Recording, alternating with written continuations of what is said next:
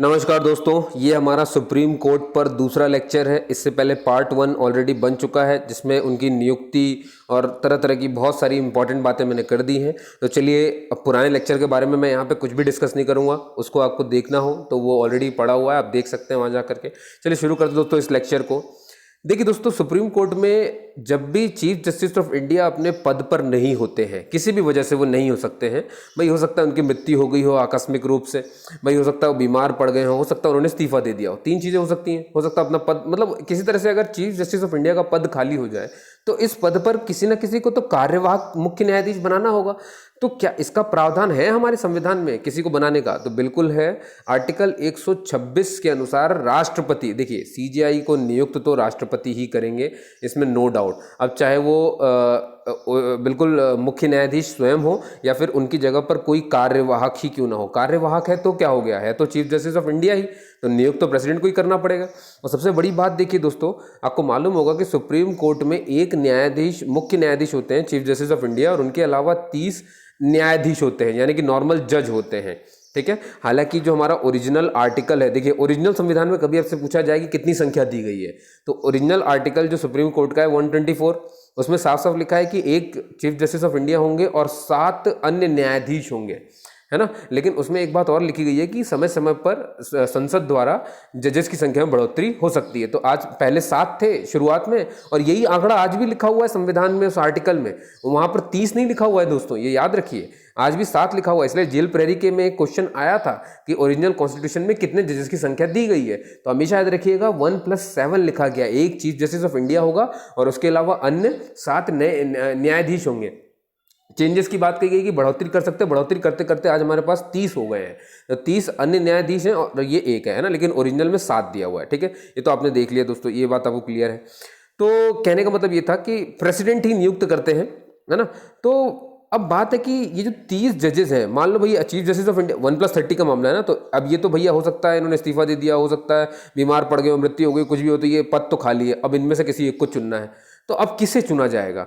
तो इसका उल्लेख मिलता है आर्टिकल 126 में। साफ साफ प्रेसिडेंट को ये आदेश देता है या ये पावर देता है कि वो किसी भी जज को, ये देखिए किसी भी लिखा हुआ है, 30 में से किसी को भी सीजेआई बना सकते हैं कार्यवाहक रूप में, किसी को भी नियुक्त कर सकते हैं दोस्तों। ऐसा कुछ भी नहीं है। अब आप सोचेंगे सर इसमें रैंकिंग भी तो होती होगी, बिल्कुल होती है दोस्तों। सेकंड होती है, थर्ड होती है, फोर्थ होती है, और नियम भी यही है। पी सदाशिवम के बाद रंजन गोगोई बने, रंजन गोगोई के बाद आज बोबड़े साहब बने, तो आप देखोगे कि पी सदाशिवम साहब फर्स्ट रैंक में थे, रंजन गोगोई सेकंड रैंक में थे, इसलिए फिर वो बने। फिर रंजन गोगोई के बाद थर्ड नंबर पे बोबड़े साहब थे आज, और आज की डेट में वही बने हुए हैं। तो आप देख रहे हो, तो होता क्या है कि ये वरिष्ठतम है ना, इनकी रैंक के हिसाब से ये अभी तक बन रहे हैं। लेकिन ऐसा हर बार नहीं हुआ है।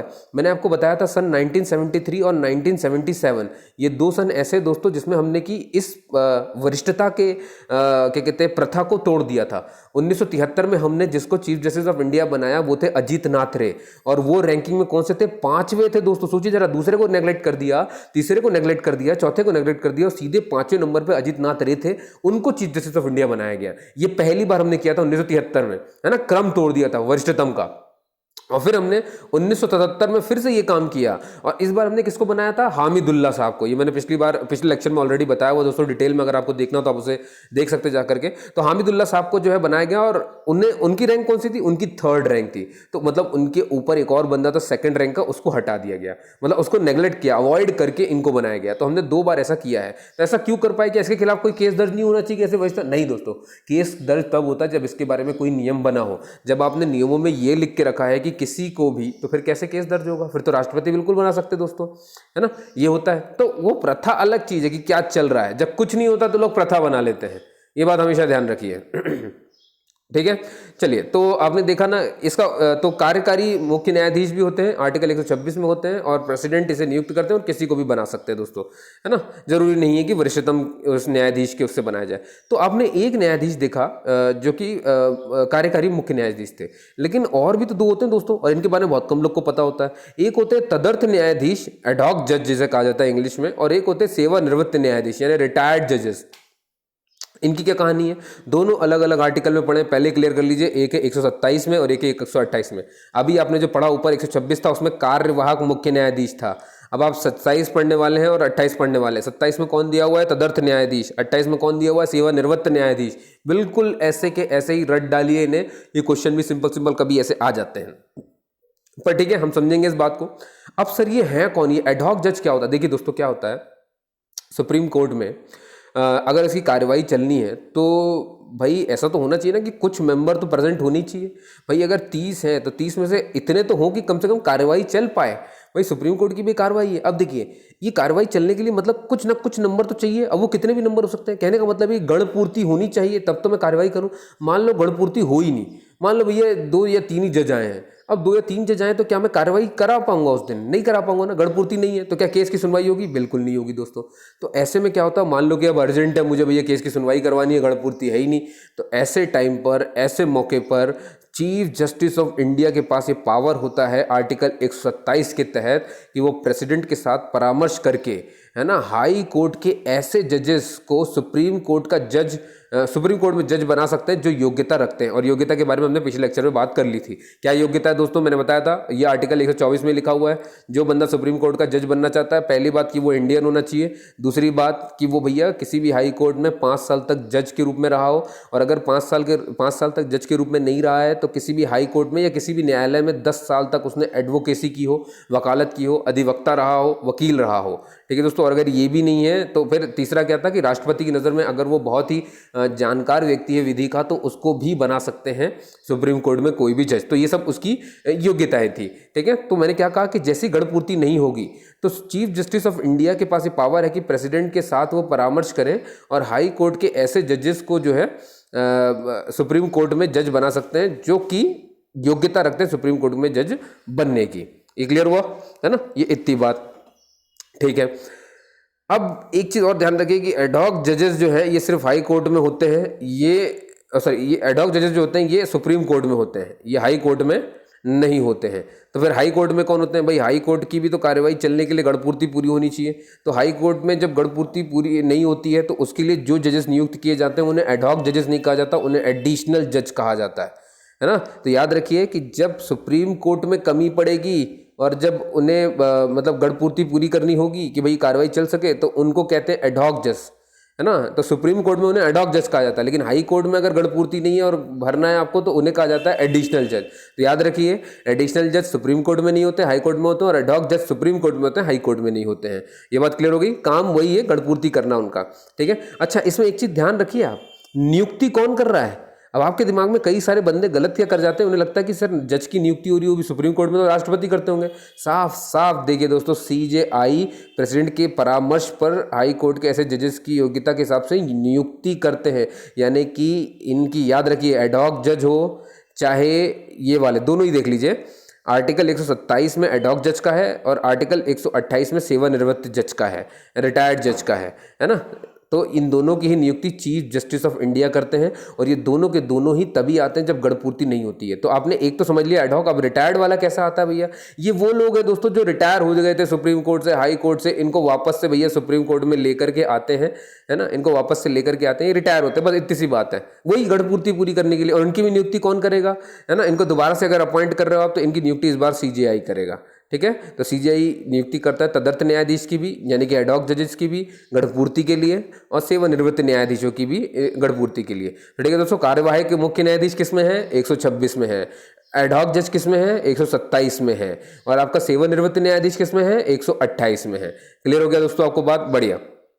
अच्छा दोस्तों, आपको पता है कि हमारा हाई कोर्ट, हमारा सुप्रीम कोर्ट है वो दिल्ली में है। क्या इस बात का उल्लेख भी हमें कहीं मिलता है? और क्या आपको पता है कि सुप्रीम कोर्ट में किस भाषा में काम होता है ना। ये सारे डाउट भी आपके अंदर होते होंगे, तो चलिए इनको भी क्लियर कर लेते दोस्तों। तो याद रखिए आर्टिकल, सीधी सी बात है, किस भाषा में, लैंग्वेज में काम होता है, तो ये उल्लेख मिलता है आर्टिकल 348 में। इसमें साफ साफ कहा है कि सुप्रीम कोर्ट की सारी कार्रवाइयाँ सिर्फ और सिर्फ इंग्लिश में होंगी। तो याद रखिएगा आर्टिकल 348 कार्रवाइयाँ इंग्लिश में, आर्टिकल 348 कार्रवाइयाँ इंग्लिश में। ठीक।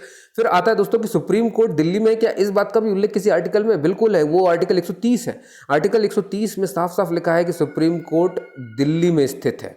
ठीक है। और सिर्फ इतना ही लिखा है, ये भी लिखा है कि जो चीफ जस्टिस ऑफ इंडिया हैं, जो मुख्य न्यायाधीश हैं, वो प्रेसिडेंट के अनुमोदन पर सुप्रीम कोर्ट की पीठ यानी कि एक बेंच कहीं पर भी किसी भी जगह पर भारत में स्थापित कर सकते हैं। देखिए आपको पता है कि सुप्रीम कोर्ट की कोई पीठ वीठ है नहीं, कोई कुछ नहीं बना एक्स्ट्रा, सुप्रीम कोर्ट बस दिल्ली में और वहीं है, ठीक है। अब मान लो मैं चाहता हूँ कि वो मद्रास में इसकी एक ब्रांच खुल जाए, तो अब इस बात के लिए कौन कहेगा, क्योंकि भैया सुप्रीम कोर्ट दिल्ली में है, तो मान लो मैं नीचे रहता हूँ साउथ में, अब भाई मुझे जल्दी जल्दी सुप्रीम कोर्ट और न्याय के लिए जल्दी पहुँचना है, तो मैं ये काम कैसे करूँ, तो इसके लिए वहाँ पे भी इसकी ब्रांच होनी चाहिए। तो ये ब्रांच का प्रावधान कौन कर सकता है, तो इस ब्रांच के प्रावधान के लिए भी जो ताकत है वो मुख्य न्यायाधीश के पास ही है दोस्तों, है ना। वो बिल्कुल ये काम कर सकते हैं। और ये और ये कहाँ मिलता है लिखा हुआ 130 में ही, ठीक है। तो याद रखिए इसमें ये भी लिखा है कि सुप्रीम कोर्ट दिल्ली में स्थित है, और ये भी लिखा है कि चीफ जस्टिस ऑफ इंडिया चाहें तो इसकी ब्रांच किसी और जगह पे खुलवा सकते हैं, ठीक है। अब देखिए दोस्तों ये सब तो बातें खैर आपने कर ली, कौन कौन जज है, कितने तरह का नियुक्ति क्या। अब बात करते हैं सुप्रीम कोर्ट की अधिकारिता की, है ना, कि भाई उसके अधिकार में आखिर आता क्या क्या है, क्या क्या चीज़ें हैं उसके पास, क्या क्या, तो इंग्लिश में इसे कहते हैं ज्यूरिसडिक्शन ऑफ सुप्रीम कोर्ट, है ना, सुप्रीम कोर्ट की अधिकारिता। तो ऐसी 5 अधिकारिता है दोस्तों। सबसे पहली अधिकारिता है मूल या फिर प्रारंभिक अधिकारिता, या तो इसे आप मूल अधिकारिता कह सकते हो या प्रारंभिक अधिकारिता कह सकते हो। अधिकारिता को ज्यूरिसडिक्शन कहा जाता है, तो इंग्लिश में इसे कहते हैं ओरिजिनल ज्यूरिसडिक्शन। बहुत प्यारा क्वेश्चन बनता है दोस्तों, इसलिए बहुत ध्यान सुनिए। पीएससी लेवल तक की बात इसमें अपन करने वाले हैं, क्योंकि इस तरह के क्वेश्चन आपने देखे भी होंगे। अच्छा, अभी क्लियर आपको सुनना है, सारा खेल शब्दों का है ना। देखिएगा ध्यान से, जब मैं आपसे कहूं कि सुप्रीम कोर्ट के ज्यूरिसडिक्शन, ओरिजिनल ज्यूरिसडिक्शन में क्या लिखा हुआ है और ये किस आर्टिकल में है दोस्तों।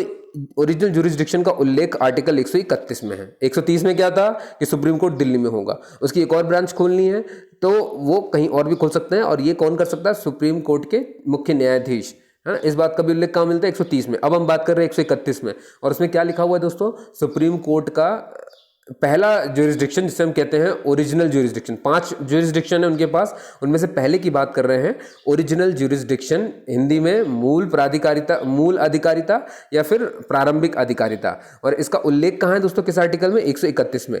अब ये क्या चीज़ है दोस्तों, यानी कि ये होता क्या, ओरिजिनल ज्यूरिसडिक्शन क्या होता है, ये होता है कि एक ऐसे मामले जिनकी सुनवाई केवल सुप्रीम कोर्ट करता है ना, ऐसे मामले जिनकी सुनवाई सिर्फ और सिर्फ कौन कर सकता है, सुप्रीम कोर्ट करता है, उसे ही कहा जाता है ज्यूरिसडिक्शन, ओरिजिनल ज्यूरिसडिक्शन कहा जाता है। देखिए ध्यान सुनिए, ऐसे मामले जिनकी सुनवाई केवल सुप्रीम कोर्ट करता है उसे हम ओरिजिनल ज्यूरिसडिक्शन कहते हैं। अब आखिर ये मामले होते कौन से हैं, तो देखिए दोस्तों ऐसे 2 मामले हैं, यहाँ पर सिर्फ 2 ही मामले हैं। मैं बहुत क्लियर कट बोल रहा हूँ, तीसरा मामला नहीं है ना। हो सकता है कि तीसरा मामला आपको लगे कि सिर्फ और सिर्फ सुप्रीम कोर्ट देखेगा, लेकिन अभी मैं जिस पर ध्यान दिला रहा हूं उस पर देखिए, वरना आप क्वेश्चन सच में गलत कर जाएंगे।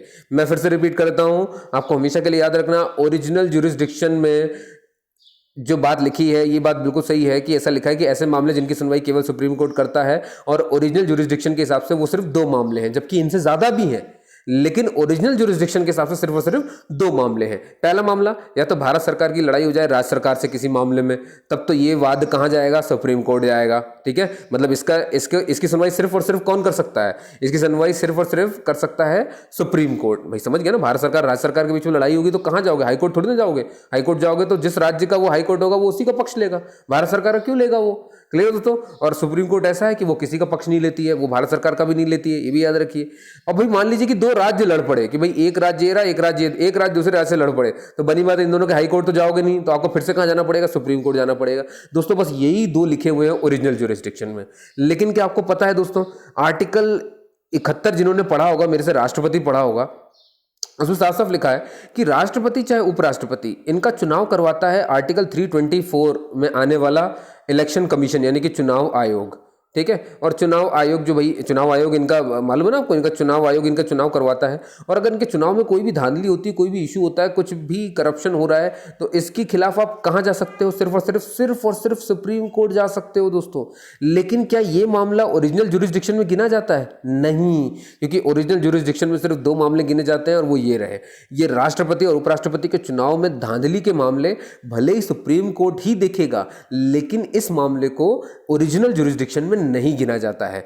अब आपके सामने मैं कुछ क्वेश्चन रखता हूं, ठीक है। चलिए देखिए, जैसे मान लीजिए आपके पास प्रश्न आ जाए कि सुप्रीम कोर्ट के ओरिजिनल ज्यूरिसडिक्शन यानी कि मूल अधिकारिता, जिसे हम प्रारंभिक अधिकारिता में भी कहते हैं, में क्या क्या आता है। अब आपका आंसर क्या होगा? आर्टिकल 131 के तहत केवल दो बातें आती हैं। पहला कि भारत सरकार वर्सेस राज्य सरकार का कोई मामला है तो सुप्रीम कोर्ट में जाएगा, और दूसरा अगर एक राज्य सरकार दूसरी राज्य सरकार से लड़ गई है तो भी ये मामला कहाँ जाएगा? सुप्रीम कोर्ट ही जाएगा। बस यही दो हैं अगर आपने ओरिजिनल ज्यूरिसडिक्शन के हिसाब से पूछा है तो। लेकिन मान लो कि आपका प्रश्न ऐसा हो जाए उसमें ओरिजिनल ज्यूरिसडिक्शन नहीं आए, सिर्फ इतना पूछ लिया जाए कि ऐसे मामले जिनकी सुनवाई केवल सुप्रीम कोर्ट करता है। अब देखिए क्या इसमें ओरिजिनल ज्यूरिसडिक्शन लिखा है? नहीं ना।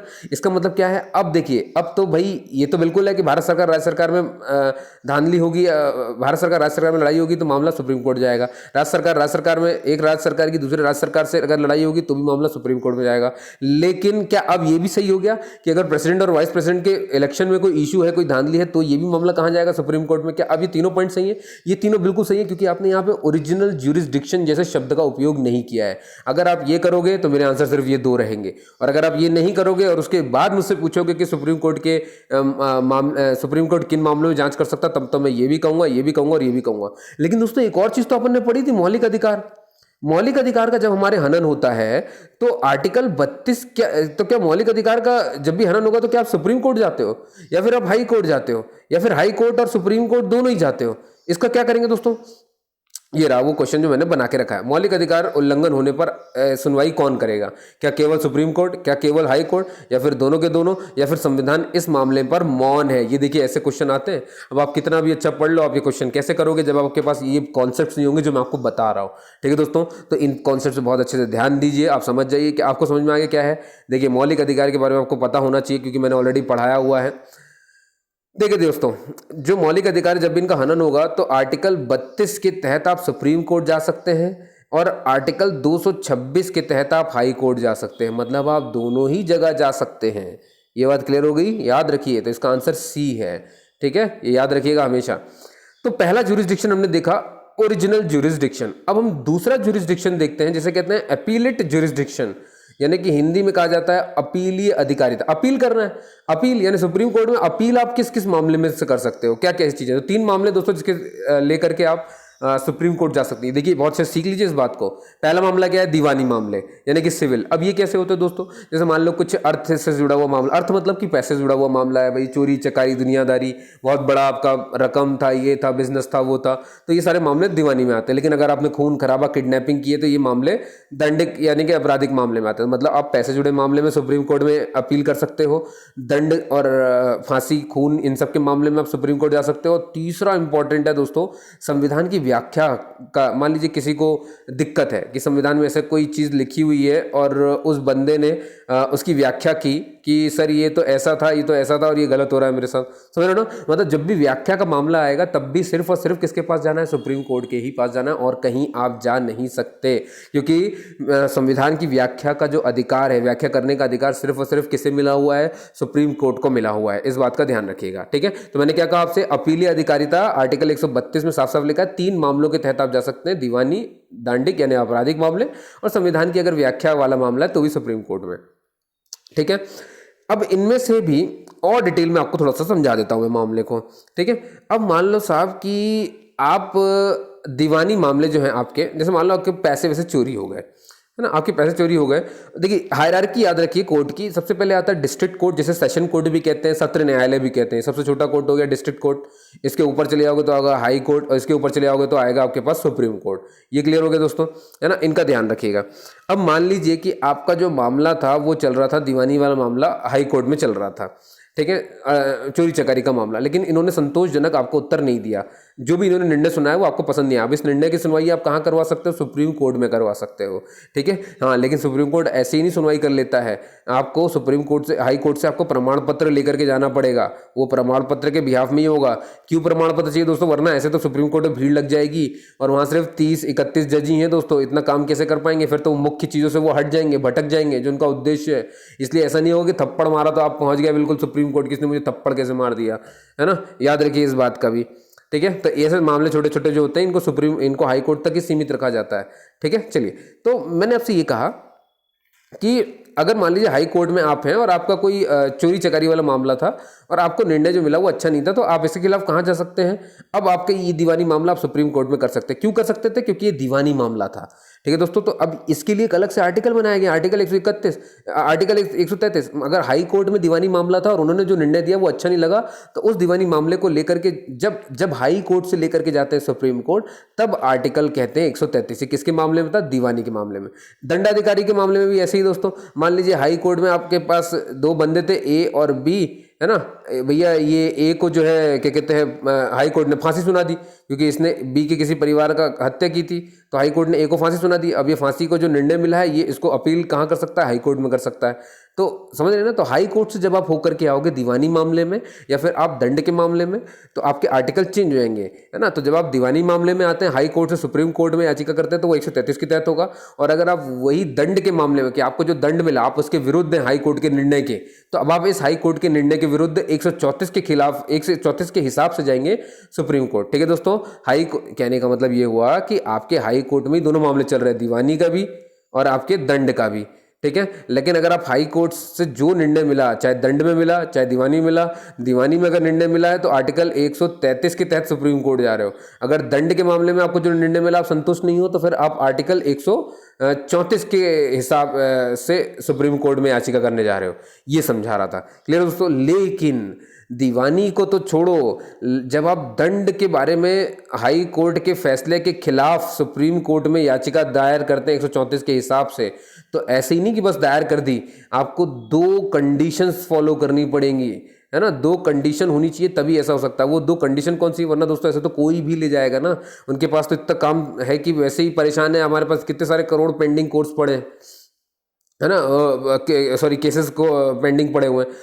अब देखिए दोस्तों, आखिर ये 2 शर्तें कौन सी हैं कि जब मुझे हाई कोर्ट में दंड के मामले में, जब देखिए आपने क्या किया, हाई कोर्ट में आपका केस चल रहा है, इन्होंने मालूम है ना आपको, ए और बी केस चल रहा है, तो बी को जो है फांसी सुना दी। अब बी को जो फांसी सुनाई गई है, बी चाहता है कि मैं इस फांसी के विरुद्ध जाऊं सुप्रीम कोर्ट में। ठीक है, तो अब इस बंदे को सुप्रीम कोर्ट में जाने के लिए, जो उसको निर्णय सुनाया गया फांसी का, उसके खिलाफ जाने के लिए 2 कंडीशंस होनी चाहिए। वो कौन कौन सी है वो देखिए।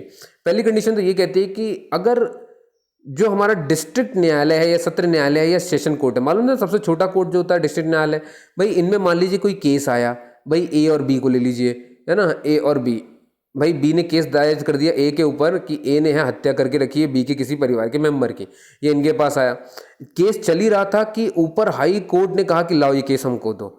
चलता केस अगर मंगा लिया है, चलता केस मंगा ले और फिर ये फैसला सुना दे कि ए मुजरिम, ए मुजरिम है ना, ए को फांसी दी जाए, तो अब ए जो है, क्योंकि देखिए चलता हुआ मामला मंगाया गया, तो हो सकता है हाई कोर्ट के मन में कुछ स्वार्थ रहा हो कि नहीं भैया नहीं, ये बचना नहीं चाहिए। समझ पा रहे हैं ना आप? तो देखिए चलता हुआ मामला डिस्ट्रिक्ट कोर्ट से मंगा लिया हाई कोर्ट ने, तो अगर ऐसा कभी हो जाए कि चलता हुआ मामला मंगा लिया जाए और बंदे को फांसी सजा सुनाई दी जाए, तो अब उस बंदे के पास ये अधिकार है कि वो अब जा सकता है, बिल्कुल, है ना। ये पहली कंडीशन है, ऐसा ही होना चाहिए। चलता हुआ मामला अगर हाई कोर्ट मंगा लेता है और फांसी की सजा सुना देता है तो आप बिल्कुल जा सकते हो। दूसरी कंडीशन क्या है दोस्तों? दूसरी कंडीशन ये है कि किसी व्यक्ति को बरी कर दिया गया, है ना, यानी ये डिस्ट्रिक्ट कोर्ट में आ जाओ, जैसे मैंने कहा ना ए और बी, ठीक है, ए और बी ने केस किया था ए के ऊपर, है ना, कि इसने हत्या की है इसके परिवार की, ए के ऊपर केस है, लेकिन डिस्ट्रिक्ट कोर्ट ने इसको बरी कर दिया।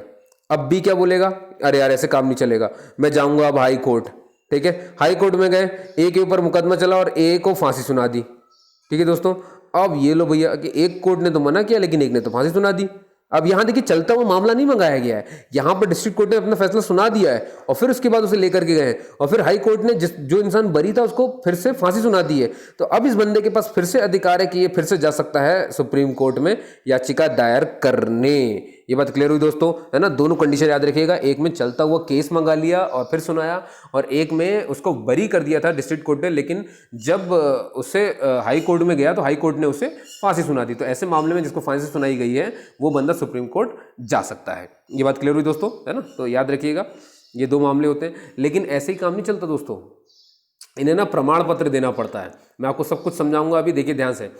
आर्टिकल 134A में साफ साफ लिखा हुआ है कि सुप्रीम कोर्ट में जब आपको अपील करनी है, मैं फिर से रिपीट करता हूँ पूरी कहानी। ये देखिए डिस्ट्रिक्ट कोर्ट में चल रहा था, फिर हाई कोर्ट आता है और फिर आता है सुप्रीम कोर्ट। एक बार सुन लीजिए, भाई ए है और बी है, बी ने ए के ऊपर केस दर्ज किया, डिस्ट्रिक्ट कोर्ट ने इसको माफ़ कर दिया, बरी कर दिया, लेकिन बी को संतुष्ट नहीं हुआ, भैया वो समझ रहा है कि ये तो मुजरिम है, ये डिस्ट्रिक्ट कोर्ट कैसे कर रहा है, तो बी ने केस लेकर गया कहाँ, हाई कोर्ट में, और हाई कोर्ट ने ए को फांसी सुना दी। अब फांसी सुना दी गई है ए को, तो ए तो अपना बचाव करेगा, तो वो पहुंच जाता है भैया, वो जाना चाहता है सुप्रीम कोर्ट में कि भैया मेरी फांसी के खिलाफ, मतलब ये हाई कोर्ट ने जो निर्णय दिया मेरी फांसी का, ये मुझे पसंद नहीं आया, तो मैं इसके खिलाफ लड़ना चाहता हूँ। लेकिन क्या ये ऐसे ही चला जाएगा दोस्तों? नहीं, इसको हाई कोर्ट से प्रमाण पत्र मिलना चाहिए कि हमने तुम्हें फांसी दे दी है। अब हाँ, बड़ी बात है, प्रमाण पत्र तो मिलेगा ही, ठीक है, ऐसा होता ही है। लेकिन मान लीजिए इन केस आपको प्रमाण पत्र नहीं मिला, तो अब क्योंकि बिना प्रमाण पत्र के आप अपील नहीं कर सकते, ये देखिए साफ साफ लिखा है, ये लिखा है कि सुप्रीम कोर्ट में अपील करने के लिए हाई कोर्ट से प्रमाण पत्र लेना या लेकर के आना होगा, हाई कोर्ट से प्रमाण पत्र आवश्यक है। अब मान लो कि भैया प्रमाण पत्र हाई कोर्ट नहीं दे, तब ऐसी कंडीशन में अब मैं कैसे जाऊंगा? अब भैया सुप्रीम कोर्ट में मुझे जाना तो है, मुझे तो मेरी फांसी रुकवानी है, अब मैं कैसे जाऊं वहां पर? तो दोस्तों अगर ऐसा हो जाए कि हाई कोर्ट आपको प्रमाण पत्र नहीं देता है, तो आपके पास एक और रास्ता है, और वो कौन सा होता है? SLP का रास्ता होता है। SLP क्या होता है दोस्तों? स्पेशल लीव पिटीशन, जैसे हिंदी में कहते हैं विशेष याचिका, है ना। जैसे ही आपको हाई कोर्ट प्रमाण पत्र नहीं देता तो आपके पास विशेष याचिका है, और इसका उल्लेख आपको 136 आर्टिकल में मिलेगा, ठीक है दोस्तों। अब ये क्या चीज़ होती है, ये कैसे काम करती है, बहुत ध्यान सुनिए भाई। ये दो तरीके से काम करती है दोस्तों। मान लीजिए सुप्रीम कोर्ट में ही और ये सुप्रीम कोर्ट में दायर होती है। आप समझ लीजिए कि सुप्रीम कोर्ट ने आपको कोई निर्णय दिया और आपको वो पसंद नहीं आया। भाई हो सकता है ना कि आपका मामला सुप्रीम कोर्ट में ही चल रहा हो, सुप्रीम कोर्ट ने ही आपको बोल देनी नहीं गलत है, तो आपको वापस से आप चाहते हो कि मेरा केस वापस से देखा जाए, तो आप क्या लगाओगे? विशेष याचिका लगाओगे। तो सुप्रीम कोर्ट के फैसले के खिलाफ भी लगा सकते हो और हाई कोर्ट के फैसले के खिलाफ तो लगा ही सकते हो, ठीक है दोस्तों। दोनों के खिलाफ आप इसे लगा सकते हैं, ठीक। एक बात ये होगी, तो याद रखिएगा स्पेशल लीव पिटीशन। क्लियर हो रहा है ना? धीरे धीरे सारी चीज़ें क्लियर करते चले आएंगे। प्रमाण पत्र चाहिए, प्रमाण पत्र नहीं मिला तो हमने SLP का इस्तेमाल किया। अब मान लो कि SLP भी खारिज कर दी, सुप्रीम कोर्ट ने बोला अरे हटाओ, ये क्या लेकर गया SLP, तुम गुनहगार हो, तुम हटो, गए काम था। लो साहब, अब SLP भी नहीं है, तो अब क्या बचा मेरे पास? क्या अब मैं फांसी चढ़ जाऊँ सीधे जाकर के? नहीं, अभी भी आपके पास एक रास्ता और बचा है, और उसे कहते हैं औपचारिक याचिका। औपचारिक याचिका, है ना, उपचारात्मक याचिका कहते हैं, जिसे कहते हैं क्यूरेटिव पिटीशन। अगर SLP आपकी खारिज कर दी जाए, जो कि आर्टिकल 136 में लिखा है, तो उसके अगर SLP खारिज हो गई है तो अब आप क्यूरेटिव पिटीशन दायर कर सकते हैं। अब ये क्यूरेटिव पिटीशन क्या होता है दोस्तों, तो मैं आपको एक बार में समझा देता हूँ थोड़ा सा पहले। देखिए, ये तब काम आता है जब आपकी SLP खारिज कर देता है सुप्रीम कोर्ट। ये तो आपको क्लियर हो गया। क्यूरेटिव पिटीशन कहते हैं, उपचारात्मक याचिका कहते हैं इसे। क्या इसे पहली बार कभी इस्तेमाल किया गया है दोस्तों? बिल्कुल किया गया है, 2002 में ही हुआ है, और ये हुआ था रूपा हुर्रा और अशोक हुर्रा वाले केस में, है ना। और रूपा हुर्रा अशोक हुर्रा वर्सेस जो केस हुआ था, उसमें पहली बार क्यूरेटिव पिटीशन के बारे में सुप्रीम कोर्ट ने अवधारणा दी थी।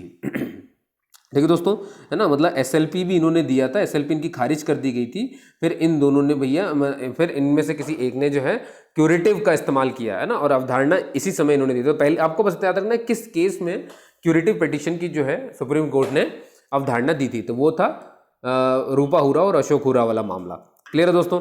अब बात है कि क्या ये ऐसे ही हो जाता है, ये क्यूरेटिव पिटीशन क्या बस ऐसे ही कि SLP गया काम से तो अब मैं क्यूरेटिव पिटीशन लगा लूँ, क्या सीधे हो जाता है? नहीं, मैंने आपको बताया था ना, सुप्रीम कोर्ट में वकीलों के बहुत सारे विभाग होते हैं, बहुत सारे विभाग होते हैं। उनमें से एक विभाग का नाम है supreme court advocate on records. ये एक विभाग है दोस्तों। तो आपको पहले इस विभाग से प्रमाण पत्र लेना पड़ेगा। क्या लगाने के लिए? क्यूरेटिव लगाने के लिए, है ना। अगर आप चाहते हैं कि आप क्यूरेटिव याचिका यानी कि उपचारात्मक याचिका लगा दें, क्यों लगा दें? क्योंकि भैया हमारी SLP नहीं चली, तो अगर आप इसको लगाना चाहते हैं तो पहले आपको इस विभाग से प्रमाण पत्र लेना पड़ेगा, ठीक है दोस्तों। याद रखिएगा, सुप्रीम कोर्ट जा सकते हैं, हाई कोर्ट का प्रमाण पत्र चाहिए, हाई कोर्ट प्रमाण पत्र नहीं दे तो आप फिर SLP लगा सकते हैं। अगर आपकी SLP खारिज हो जाए तो फिर आप उपचारात्मक याचिका यानी कि क्यूरेटिव पिटीशन लगा सकते हैं। लेकिन क्यूरेटिव पिटीशन लगाने के लिए आपको किसका प्रमाण पत्र चाहिए? पहले सुप्रीम कोर्ट के एक विभाग जिसका नाम है supreme court advocate on records, है ना, एडवोकेट ऑन रिकॉर्ड्स। ये क्लियर हुआ दोस्तों? चलिए, बहुत बढ़िया। अब आगे आ जाते हैं। अब आपके दिमाग में ये आता होगा, देखिए अभी हम दूसरा पढ़ रहे हैं ना, अपील वाला पढ़ रहे हैं हम, है ना, अपील वाला पढ़ रहे हैं। ये देखिए अपील ही अपील चल रही है ना पूरी, तो ये अपील वाला पढ़ रहे हो आप। एक आपने कौन सा पढ़ा था? पहला वाला मूल अधिकारिता, है ना, ओरिजिनल ज्यूरिसडिक्शन। उसमें आपने देख लिया ना क्या क्या था कि भाई भारत सरकार राज्य सरकार लड़े वो, ठीक है। और फिर उसके बाद भी अपन ने देखा, और फिर अभी अपन जो पढ़ रहे हैं वो वाला ये अपील वाला है कि अपील में ज्यूरिसडिक्शन में क्या क्या था। अब आप ये सोचेंगे सर क्या सुप्रीम कोर्ट के पास ऐसी कोई चीज़ें जिनमें हक नहीं है उससे, इनमें सब में हक आ रहा है? देखिए दोस्तों, बिल्कुल दो चीज़ें हैं जिन पर उनका हक नहीं चलता है ना, वो लिखे हुए हैं इन दो आर्टिकल में। एक है आर्टिकल 262 और एक है आर्टिकल 329। बहुत ध्यान सुनिएगा, ये वो चीज़ें हैं जिस पर सुप्रीम कोर्ट का जुरिस्डिक्शन नहीं चलता है। वो कौन सी दो चीज़ें हैं और आखिर में लिखा क्या है? आर्टिकल 262 में ये कहता है कि संसद कानून बना, देखिए 62 है क्या पहले समझ लीजिए। देखिए होता क्या है कि संसद कानून बनाती है और जल संबंधी विवादों के निपटारों के लिए एक ट्रिब्यूनल, एक प्राधिकरण का गठन कर सकती है। अब ये क्या मतलब हुआ दोस्तों? जैसे आपने सुना होगा कि आंध्र प्रदेश, तमिलनाडु, है ना, या ऐसे ही करते हुए आंध्र प्रदेश, तमिलनाडु, ये जो भी होंगे आपने देखा होगा इनके बीच में कभी ना कभी जो है नदी को लेकर, ये कावेरी नदी हंगामा चल रहा है ना। तो कावेरी नदी पर, ये किसी भी नदी पर जो है आप देखोगे इन पे बहस होने लगेगी, है ना, कि क्यों? क्योंकि भैया ये नदी यहाँ पर भी है और आप यहाँ अगर आंध्र प्रदेश डैम बना देगा तो फिर ये नदी का पानी यहाँ नहीं आ पाएगा, तो इनके खेत सूखे पड़ जाएंगे। तो फिर ये बोलते कि भैया नदी पर तो हम दोनों का ही हक है, हम दोनों का ही अधिकार है, तो फिर ये कैसे होगा पॉसिबल, है ना। तो ऐसी वाली बात है। तो क्या होता है कि ये पानी वाले जैसे मामले होते हैं, है ना, इसीलिए देखो इस मामले का नाम क्या है, जल संबंधी विवाद। तो क्या होती है कि संसद कानून बनाती है कि भाई जल संबंध इनको निपटाना जरूरी है, तो इनको निपटाने के लिए एक प्राधिकरण, एक ट्रिब्यूनल बनाया जाता है, उसका गठन किया जाता है। और इतना ही नहीं दोस्तों, ये जो प्राधिकरण गठन किया गया है, संसद और कानून बना करके इनको, इन ट्रिब्यूनल को इतनी पावर दे देगी कि ये जो भी फैसला लेंगे, है ना, उसको सुप्रीम कोर्ट भी चुनौती नहीं दे सकता। सुप्रीम कोर्ट की जुरिस्डिक्शन से, उसके अधिकारिता से बाहर कर सकती है। कौन कर सकती है दोस्तों? 262 के तहत संसद कानून बना करके प्राधिकरण जो बनाया गया है जल संबंधी मामलों के लिए, उनको उनके निर्णय को, उनका जो निर्णय आएगा, उनके निर्णय के लिए संसद कानून बना देगी, इनके निर्णय को चुनौती नहीं दी जा सकती, तो नहीं दे पाओगे। ये बात क्लियर हुई दोस्तों? तो एक मामला तो ये है कि जब सुप्रीम कोर्ट के हक में ये चीज़ नहीं आए, उसके जुरिस्डिक्शन में नहीं आया, ट्रिब्यूनल का फैसला ही आखिरी मान लिया गया। अब क्या है दोस्तों बचा? अब बचा आर्टिकल 329, है ना। ये दूसरा मामला है। पहला मामला आपने देख लिया ना, ट्रिब्यूनल को ज्यादा पावर दे दो, उनके निर्णय को बिल्कुल स्थिर कर दो, और ये सिर्फ तभी हो सकता है जब संसद कानून बना करके ऐसा कर दे। दूसरा तरीका कौन सा दोस्तों? दूसरा तरीका होता है 329 में उल्लेखित परिसीमन, डिलिमिटेशन। आपको मालूम, अब डिलिमिटेशन होता क्या, पहले तो आपको समझ में आया। देखिए हर 10 साल में हमारे यहाँ परिसीमन होता है। अब ये परिसीमन, डिलिमिटेशन क्या होता है दोस्तों? मतलब पूरे इलाकों की जांच की जाती है। देखिए जिस भी, हर राज्य में, हर क्षेत्र में जाते हैं, हर राज्य में, और ये देखते हैं कि कौन कौन से क्षेत्र जो हैं लोकसभा में आ रहे हैं, कौन कौन से क्षेत्र जो है राज्यसभा में आ रहे हैं, विधानसभा में आ रहे हैं, विधान परिषद में आ रहे हैं। इस तरह की जो चीज़ें जांची जाती हैं, हर 10 साल में हम चेक करते हैं कि भैया जो नगर नए नए बस गए हैं, अब उन्हें किस में रखा जाए, समझ गए ना। अब जैसे लोकसभा का एक क्षेत्र होता है, अब लोकसभा का जो एक क्षेत्र है ना, जो सांसद का एक क्षेत्र है जहाँ से वो जीत करके आने वाला है वो बंदा, तो उसमें ऐसा थोड़ी ना होता है कि बस एक ही चीज़ आती है, उसमें तो कई सारे इलाके आते हैं। तो ये डिसाइड कौन करता है? इसी को तो परिसीमन कहते हैं कि एक कॉन्स्टिट्यूएंसी से, है ना, एक क्षेत्र से, एक क्षेत्र मतलब उस क्षेत्र में कितनी चीज़ें आएंगी, तो ये डिसाइड करने का काम परिसीमन का होता है। जैसे आप कहीं पर भी नगर या गांव में रह रहे हैं, अब उस नगर को किसी न किसी के अंडर में होगा, या देखिए आप देखेंगे कि आपका एक गांव होगा तो वो किसी न किसी जिले में आता होगा। तो ये सब कौन डिसाइड करता है कि ये वाला गाँव इस जिले में आएगा, ये वाला गाँव उस जिले में आएगा? ये कौन निर्धारित करता है? इसे ही कहते हैं परिसीमन, यानी इलाकों का निर्धारण करना। ठीक है दोस्तों, इलाकों का निर्धारण करके उसकी जनसंख्या को ले करके, और हमें लगेगा कि ज़्यादा हो गई है तो हम जो सीटें हैं वो बांट देंगे, जैसे, है ना। ये आप समझ गए होंगे बात को। तो ऐसे काम चलता है दोस्तों, है ना। तो ये होता है परिसीमन। तो कहने का मतलब ये है कि परिसीमन को भी न्यायालय में चुनौती आप नहीं दे सकते। तो दो चीज़ें मैंने आपको बताई, एक तो ट्रिब्यूनल को संसद अगर पावर दे दे उनके निर्णय को, तो चुनौती नहीं दे सकते, और दूसरा जो परिसीमन है, जमीन मतलब जो इलाके हैं वो किस किस एरिया में आएंगे, इनको भी चुनौती नहीं दी जा सकती है। ठीक है, तो ये दो चीज़ें हैं जो सुप्रीम कोर्ट की जुरिस्डिक्शन से बाहर होते हैं। याद रख लिएगा दोस्तों, रट डालिएगा, मैं बोल रहा हूँ आर्टिकल 262 और आर्टिकल 329। क्लियर है? चलिए अब हम पढ़ते हैं तीसरा जुरिस्डिक्शन सुप्रीम कोर्ट का। दो आपने पढ़ लिए, है ना। अब तीसरा है निर्णयों की समीक्षा, और एक चौथा और आएगा पुनरावलोकन। तो पुनरावलोकन में और निर्णय की समीक्षा में लोग कंफ्यूज हो जाते हैं। अब थोड़ा सा मैं आपको इसके बारे में समझा देता हूं दोस्तों। देखिए निर्णयों की समीक्षा क्या होती है, इसे कहते हैं इंग्लिश में रिव्यू ऑफ द जजमेंट्स। क्या कहा जाता है? Review of the judgments. ये पावर सिर्फ और सिर्फ सुप्रीम कोर्ट के पास है, हाई कोर्ट के पास नहीं है। पहली बात तो आपको ये ध्यान रखनी है। अब ये होता क्या है तो वो समझ लीजिए, ठीक है। सुप्रीम कोर्ट ने कोई निर्णय दिया, आप मान के चलो कोई भी निर्णय दिया, और सुप्रीम कोर्ट को ये लगा कि भैया, जैसे मान लो कि आज उन्होंने कोई निर्णय दिया और कुछ साल के बाद उन्हें क्या होगा कि इस निर्णय के ऊपर नए नए डाटा इकट्ठा हो जाएंगे, हो सकता है कोई नया गवाह आ जाए, हो सकता है कुछ नया तर्क आ जाए। तो क्या होता है कि अब ये जो फैसला दिया गया था तो सुप्रीम कोर्ट इस फैसले को वापस से रिवाइज कराती है। इसी को कहा जाता है निर्णयों का, ये देखिए, निर्णयों की समीक्षा। जो निर्णय हमने लिए उसकी हम समीक्षा कर रहे हैं, ठीक है दोस्तों, इसे कहा जाता है। यानी कि सुप्रीम कोर्ट ऐसा खुद ही करता है कि भाई उसने कुछ देखा और अपने ही दिए हुए निर्णय की समीक्षा कर डाली। क्लियर है दोस्तों। अब क्या ऐसा कभी हुआ है सर? अरे ऐसा बहुत बार हुआ है, ऐसा बहुत बार हुआ है दोस्तों। ये देखिए, आपने देखा होगा, मैंने ये आपको सारे पढ़ाए हुए हैं, सारे पढ़े हुए हैं आपने। एक है बेरूबारी वाद 1960। मैं अब इस पर जाऊंगा नहीं कि इसमें अंदर क्या था, बस इसमें सुन लीजिए कि ये एक वाद है जो सुप्रीम कोर्ट में मामले है ना, केस दर्ज हुए थे। तो बेरीवादी एक केस समझ लीजिए, इसमें सुप्रीम कोर्ट ने फैसला दिया होगा। इस तरह से केशवानंद भारती में भी सुप्रीम कोर्ट ने फैसला दिया होगा, गोलकनाथ वाले मामले में भी सुप्रीम कोर्ट ने फैसला दिया होगा। तो जब इनमें फैसला दिया तो कैसे कैसे फैसले हुए हैं वो सुनिए। जब बेरूवारी वाला वाद हुआ तो ये एक निर्णय है, इसमें सुप्रीम कोर्ट ने ये निर्णय दिया कि प्रस्तावना संविधान का भाग नहीं है। लेकिन ठीक कुछ समय के बाद जब केशवानंद भारती वाला मामला आया तो उसमें ये कहा गया कि प्रस्तावना संविधान का भाग है। तो आप देख रहे हो, एक बार नहीं था, एक बार है। ये क्या होता है दोस्तों? अपने ही निर्णय की वापस से रिव्यू करना। देखा, क्योंकि उन्हें कुछ नए डाटा मिले होंगे तो उन्हें लगा कि नहीं हमने तो गलत निर्णय दिया था, चलो इसको सही कर लेते हैं। तो केशवानंद भारती में उन्हें लगा कि नहीं यार, प्रस्तावना तो संविधान का भाग है।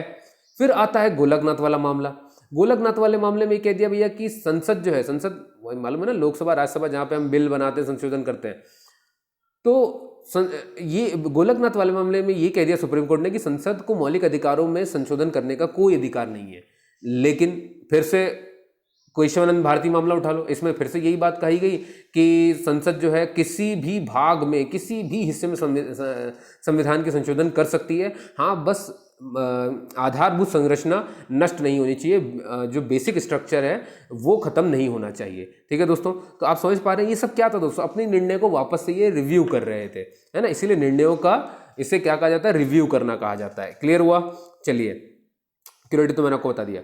अब दोस्तों चौथा है जिसे कहते हैं न्यायिक पुनरावलोकन, यानी कि जुडिशियल रिव्यू।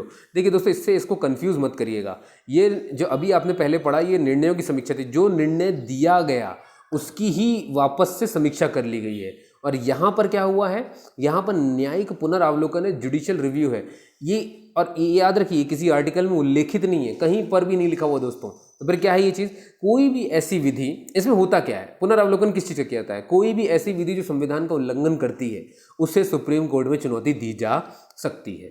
ठीक है, कोई भी चीज़ दोस्तों जो संविधान का उल्लंघन करेगी उसे सुप्रीम कोर्ट में चुनौती दी जा सकती है ना। और सुप्रीम कोर्ट चाहे तो उसे शून्य और रद्द भी कर सकता है। जैसे कि याद है ना, 99वां संविधान संशोधन विधेयक, 99वां संविधान संशोधन जो हुआ था उसको पूरी तरीके से खत्म कर दिया दोस्तों। और भारत में ये पहली बार हुआ था कि सुप्रीम कोर्ट ने कोई संविधान संशोधन पूरी तरीके से पूरा शून्य घोषित किया था। और इसमें क्या था दोस्तों? ये था जजेस की नियुक्ति के मामले में, है ना। तो इसको पूरे तरीके से उन्होंने खत्म कर दिया था। ये बात क्लियर हो गई? तो इसमें क्या होता है कि संविधान का उल्लंघन होने पर आप पहुंचते हैं कोई भी चीज़, है ना। और वहां पर क्या बताया था मैंने, है ना, ये तो उल्लंघन के बाद ही होगा। और यहाँ पर मैंने क्या बताया कि निर्णय दे चुके हैं और अपने निर्णय को वापस से रिव्यू कर रहे हैं, है ना। और यहाँ पर निर्णय नहीं दे चुके हैं, यहाँ पर ऐसा कि कोई विधि बनी हुई है तो उसके खिलाफ आप जा रहे हैं। तो इसे कहते हैं न्यायिक पुनरावलोकन, जुडिशियल रिव्यू। आप दोनों में क्लियर कट रहेंगे, ये मैं उम्मीद करता हूँ दोस्तों। फिर भी कोई डाउट रह जाए तो आप कमेंट कर सकते हैं, मुझे बता सकते हैं। ठीक है, तो अब आप बोलेंगे सर क्या इस न्यायिक पुनरावलोकन की पावर पे कोई रोक है क्या भैया? मतलब ऐसा तो देखिए, क्योंकि भैया पूरा संविधान संशोधन इन्होंने रद्द कर दिया, तो ऐसे तो मतलब मैं किसी भी चीज़ को उठाऊंगा और बोलूंगा सर ये विधि को चेक कर लीजिए, ये मुझे संविधान के विरुद्ध लग रही, तो क्या वैसा कर सकते हैं? मतलब क्या उसको भी हटा देंगे? तो अब देखते, तो अब आपके दिमाग में ये क्वेश्चन हो कि न्यायिक पुनरावलोकन की आखिर पावर की कोई सीमा है कि नहीं, कोई लिमिट है कि नहीं? तो चलिए वो लिमिट भी देख लेते हैं फटाफट से। तो भैया 2 प्रकार की लिमिट है दोस्तों। पहली कौन सी है? पहली 9वीं अनुसूची। ये तो बिल्कुल याद कर डालो, 9वीं अनुसूची वो अनुसूची मैं पहले ही बता देता हूँ आपको, ज़्यादा डिटेल में न जाते हुए। 9वीं अनुसूची में कुछ कानून रखे गए दोस्तों, और जितने भी कानून, जितनी भी विधियाँ यहाँ रखी गई हैं उन्हें न्यायालय में चुनौती नहीं दी जा सकती है। और ये कहाँ तक का है? 1973, है ना। 1973 के पहले तक जितने भी कानून 9वीं अनुसूची में रखे गए हैं उनको कभी भी चुनौती नहीं दे सकते। हाँ, उनके बाद जो रखे गए हैं उनको एक बार आप चुनौती दे सकते हैं, लेकिन उनके जो पहले बनाए गए हैं उनको चुनौती नहीं दी जा सकती है। अब नहीं दी जा सकती तो अब ये तो विधि है, अब भले ही संविधान के खिलाफ ही क्यों ना हो, क्या इसका पुनरावलोकन हो सकता है? नहीं हो सकता। क्यों? क्योंकि ये 9वीं अनुसूची में है और 1973 से पहले के अगर वो कानून है तो नहीं हो सकता। 1973 के बाद अगर कोई कानून आपने जोड़ा है तो आप उस पर बात कर सकते हैं। तो याद रखिएगा 9वीं अनुसूची बहुत इंपॉर्टेंट है, और खासतौर पर 1973 के पहले वाले कानून जिसमें भरे गए हैं उन पर तो चेंज किया ही नहीं जा सकता। दूसरा कौन सा तरीका है जब पुनरावलोकन नहीं किया जा सकता भैया? दूसरा तरीका है दोस्तों, जब तक आधारभूत संरचना का उल्लंघन नहीं हो, है ना। ऐसा नहीं होगा कि कोई भी विधि आप हल्ला करो और बोल दो सुप्रीम कोर्ट सर इसको पुनरावलोकन करके हटा दीजिए, शून्य कर दीजिए, ऐसा नहीं होता है। सुप्रीम कोर्ट को ये समझ में आना चाहिए कि उस विधि से आधारभूत संरचना का नुकसान हुआ है, तभी वो उसको सुनेगी, है ना, वरना वो उसे नहीं सुनेगी। और दूसरी बात, 9वीं अनुसूची में अगर कोई कानून है तो, और वो अगर 1973 के पहले का है तो उस पर नहीं सुनेगी, हाँ उसके बाद का है तो उस पर सुनेगी। ठीक है दोस्तों, तो दो चीज़ों पर पुनरावलोकन नहीं कर पाती है। अब दोस्तों आखिरी है, उच्चतम न्यायालय जब एक अभिलेख न्यायालय के रूप में काम करता है, यानी कि supreme court as a court of records. तो ये क्या होता है? अभी रिकॉर्ड्स क्या है दोस्तों? रिकॉर्ड्स कुछ और नहीं, जितने भी फैसले दिए गए हैं ना आज तक सुप्रीम कोर्ट में, जितने भी जजेस ने फैसले दिए होंगे उन सबके रिकॉर्ड रखे जाते हैं। अब आप पूछेंगे सर रिकॉर्ड क्यों रखे जाते हैं? दोस्तों देखिए, रिकॉर्ड इसलिए रखे जाते हैं क्योंकि एक बार अगर सुप्रीम कोर्ट ने कोई फैसला दिया है तो अब वो फैसला चाहे कैसा भी हो, जितने भी अब हाई कोर्ट हैं उन सब के लिए ये एक आईना बन चुका है, ये एक संदर्भ बन चुका है, ये एक उदाहरण बन चुका है। कहने का मतलब है कि सपोज करो सुप्रीम कोर्ट ने कोई मंदिर के मामला सुनाया हुआ है ना, या 3 तलाक का मामला सुनाया हुआ है, या ये ऐसे जितने भी मामले सुनाए हुए दोस्तों, है ना, ऐसे जितने भी मामले उन्होंने सुनाए हैं तो उसके निर्णय के रिकॉर्ड हो गए होंगे। अब मान लो हाई कोर्ट के सामने भी कभी ऐसा कोई मामला आ जाए कि भैया बाबरी मस्जिद के ऊपर ये मामला सुनाना है ना, ऐसा करना है, तो अब हाई कोर्ट कहाँ जाएगा दोस्तों? हाई कोर्ट सुप्रीम कोर्ट के द्वारा दिया गया उस निर्णय को रिव्यू करेगा, उस निर्णय को पढ़ेगा कि उन्होंने कैसे निर्णय दिया था, क्या किया था, और उस निर्णय को उदाहरण बना करके अब ये जो केस आया है उसका डिसीजन सुनाएगा। समझ गए? इसीलिए इन निर्णय के रिकॉर्ड्स रखे जाते हैं। ठीक है, तो ये मैंने आपको बता दिया, और इसका उल्लेख आपको मिल जाएगा आर्टिकल 129 में, है ना, ये सब वही लिखा हुआ है, आप इसे पढ़ सकते हो। हाँ, लेकिन मान लो अब ऐसा रिकॉर्ड रख के क्या मिलता है दोस्तों? मान लो कि हाई कोर्ट कुछ और फैसला देना चाहे तो क्या दे सकता है? नहीं दे सकता। इसका मतलब ये हुआ कि सुप्रीम कोर्ट के उस निर्णय का जो उसने दिया था, इतनी जद्दोजहद करके, इतनी मेहनत करके, आप अगर उस निर्णय के विरुद्ध अगर जा रहे हो, मतलब आप सुप्रीम कोर्ट की अवमानना कर रहे हो, है ना। कंटेम्प्ट ऑफ द कोर्ट कहा जाता है इसे, अवमानना करना। और सुप्रीम कोर्ट ने इसीलिए दंड देने के लिए एक बना के रखा हुआ है, न्यायिक अवमानना अधिनियम 1971, जिसे इंग्लिश में कहते हैं कंटेम्प्ट ऑफ द कोर्ट 1971, है ना, 1971, है ना। अगर कोई भी उनके निर्णयों के विरुद्ध, है ना, जो उन्होंने निर्णय दिया है उसकी अवमानना करेगा तो उसको सज़ा दी जाएगी। और आप यकीन नहीं मानेंगे, ये इन्होंने पद पर रहते हुए एक न्यायाधीश को सज़ा दे दी थी, और वो कौन थे भैया? कलकत्ता हाई कोर्ट के, और ये 2017 का ही मामला है। कलकत्ता हाई कोर्ट के जो न्यायाधीश थे CS कर्णन, आप इनके बारे में पढ़ेंगे, है ना, गूगल पे भी सर्च मार सकते हैं आप इनको। ये कलकत्ता हाई कोर्ट के न्यायाधीश थे, पद पर थे, और इनके खिलाफ सुप्रीम कोर्ट ने ये वाला न्यायिक अवमानना अधिनियम एक्ट के तहत सजा तक दे दी थी इन्हें, है ना। और ये अब तक के भारत के इतिहास में पहली बार ऐसा हुआ था। इसलिए CS कर्णन जी का नाम बिल्कुल अपने दिमाग में रखिए और बिल्कुल याद रखिए, क्योंकि ये पहले व्यक्ति हैं जिन्हें न्यायिक अवमानना में पद पर रहते हुए सजा दी गई थी सुप्रीम कोर्ट के द्वारा। क्लियर हुआ दोस्तों? चलिए, है ना, और कुछ आर्टिकल हैं, इनको मैं आपको क्लियर कर देता हूं। जैसे एक 138 है, 139 और 139 है। 138 में साफ साफ लिखा दोस्तों कि संसद कानून बनाकर सुप्रीम कोर्ट की अधिकारिता में वृद्धि कर सकती है। भाई मालूम है ना, सुप्रीम कोर्ट की भाई इतनी अधिकारिता आपने देखी है, लेकिन संसद को अधिकार है कि अगर वो चाहे कि सुप्रीम कोर्ट की और अधिकारिता बढ़ जाए, है ना, और अधिकारिता बढ़ जाए, तो उसके लिए बस उन्हें कानून बनाना पड़ेगा। तो ये कहाँ लिखा हुआ है दोस्तों? 138 में। 139 में क्या लिखा हुआ है दोस्तों? 139 में ये लिखा हुआ है, देखिए, जब भी आपके मौलिक अधिकार का हनन होता है तो आप 32 के तहत जाते हो सुप्रीम कोर्ट और 226 के तहत जाते हो हाई कोर्ट। ये तो आपको पता ही है ना। आप फिर हाई कोर्ट चले जाते हो, 226 के तहत हाई कोर्ट जाते हो और 32 के तहत सुप्रीम कोर्ट जाते हो। तो ये अब जैसे आप ये कोर्ट जा रहे हो तो कोर्ट क्या करती है? याचिका जारी करती है। याचिका मतलब कि रिट जारी करती है, और 5 तरह के रिट जारी किए जाते हैं, मालूम है ना। हैबियस कॉर्पस मैंने सब आपको पढ़ाए हुए हैं दोस्तों, है ना। अधिकार प्रच्छा, ये सब याद होगा आपको, मैंने पढ़ाया हुआ है। ठीक है, तो 5 तरह के रिट जारी कर सकती है और इन रिट को याचिकाएं कहते हैं। तो अब 139 में ये लिखा है कि संसद फिर से कानून बना करके मौलिक अधिकारों के अलावा कोई भी अगर ऐसा मामला है जिस पर याचिका जारी करनी है, तो ये अधिकार भी सुप्रीम कोर्ट को वो दे सकती है, लेकिन कानून बना करके। अभी क्या होता है, सिर्फ मौलिक अधिकारों पर ही जो है याचिका दायर करते हैं। मान लीजिए मौलिक अधिकार का हनन नहीं हुआ है, कोई और मामला है और उस पर याचिका देनी है, तो वो देने के लिए पहले कानून बनाना पड़ेगा, और कानून कौन बनाएगा? संसद। और ये बात का उल्लेख कहाँ मिलता है आपको? 139 में। ये बात क्लियर हो रही है दोस्तों, याद रखिएगा। कानून में सिर्फ वृद्धि करनी हो तो 138 में, अगर मौलिक अधिकार के अलावा किसी और अन्य मामले में याचिका दायर करनी हो तो उस मामले में कानून बनाने के लिए संसद का अधिकार, ये कहाँ लिखा हुआ है? 139, ठीक है। और हमारा लास्ट है 139A, इसमें साफ साफ लिखा है कि मान लीजिए कि अगर कोई एक मामला है और वो हमारे राज्य के अलग अलग उच्च न्यायालय में चल रहा है, वही मालूम चला कि एमपी के भी न्यायालय में, राजस्थान के भी मुख्य न्यायालय में, हाई कोर्ट में, गुजरात के भी हाई कोर्ट में चल रहा है, तो ऐसे मामले को भी, है ना, ऐसे मामले को जो बहुत सारे में चल रहा है, सुप्रीम कोर्ट के पास ये पावर है इस आर्टिकल के तहत कि वो इन मामले को किसी एक कोर्ट में ट्रांसफर कर सकती है। जैसे कि आपने देखा होगा जब पद्मावती मूवी रिलीज हुई थी तो बहुत सारे हड़कंप मचे थे। गुजरात हाई कोर्ट में इसके ऊपर सुनवाई चल रही थी, राजस्थान हाई कोर्ट के ऊपर सुनवाई चल रही थी, है ना, पंजाब, चंडीगढ़, सब में इसकी सुनवाई चल रही थी। सुप्रीम कोर्ट ने फिर इसे बॉम्बे हाई कोर्ट में ट्रांसफर कर दिया था। ये बात क्लियर हुई दोस्तों, है ना, क्योंकि एक कोर्ट हमें करे ना भैया, क्योंकि अगर हर कोर्ट अलग अलग देंगे तो लोगों का न्याय के ऊपर से भरोसा उठता है, इसीलिए सुप्रीम कोर्ट को बीच में आना पड़ता है। और ये देखिए हमारा संविधान कितना खूबसूरत है कि ये नियम बना के ही रखा गया है, ऐसे मामले हो सकते थे। और देखिए हुआ भी, पद्मावती मूवी अभी हम सब और आपके मेरे सामने ही है ना। समझ पा रहे हैं आप इस बात को दोस्तों? तो क्लियर हुआ दोस्तों, उम्मीद करता हूँ कि आपको ये समझ में आया होगा। आपने मुझे सुना, उसके लिए बहुत बहुत धन्यवाद। मिलते हैं अगले लेक्चर में।